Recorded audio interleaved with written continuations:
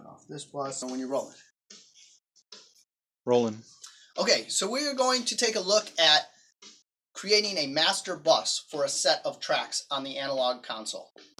The problem that we're trying to solve is we have a set of tracks, say our drum set, kick, snare, tom, hi-hat, whatever, and we want them all to be summed together on a stereo track. The first step that we would do is decide what bus, in this case stereo, we want to use. So we're going to use bus 3 and 4. We go to our track. In this case, I'm using 1 just to, for example, channel 31 here has our snare drum on it. You can hear the snare drum nice and loud. So I've got it pegged. We're going to use channel 31 as our example, and we're going to send it to bus 3 and 4, which we will turn into a stereo master. We choose channel 31 using the channel select button, and we assign it bus 3 and 4. Now, that channel is sending on bus 3 and 4, and you can see that in the main TFT screen where we see our snare drum. Now we need to come back and set up those master tracks. Every channel on the console actually has 3 inputs. You're probably used to using the channel input and the line level input. The channel input for microphones that goes through the preamp, and the monitor input is for line level signals, usually the return from Pro Tools. But there's also a third, less used, seldom used input that is the bus input, and it's a normal input in the console. So if you look here in the main section, you can see you have mic level, line level, and bus.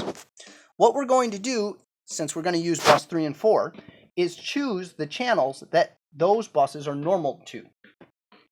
The bus inputs are normal to both sides of the console in sequence. So bus input on channels 1 and channel 25 sees bus 1.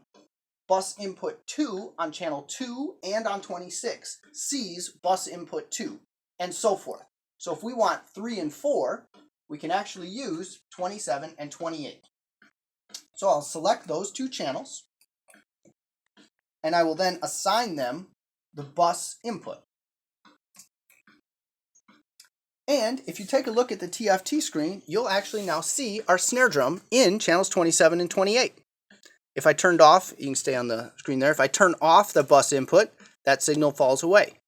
When I turn the bus input back on, and if you watch here, you'll see it turn on, we lose the preamps, both the line level and the microphone preamp, and we see that snare drum.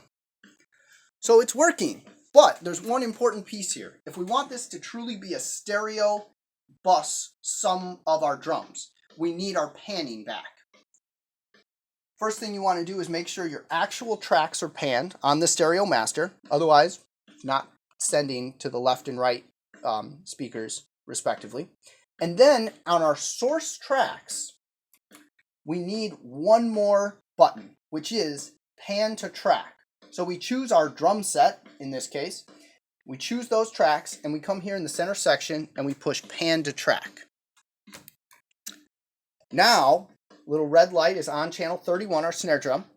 And if I turn it up, and we pan to the left, we hear it go to the left. We pan to the right, we hear it go to the right. You can hear it on the video or not.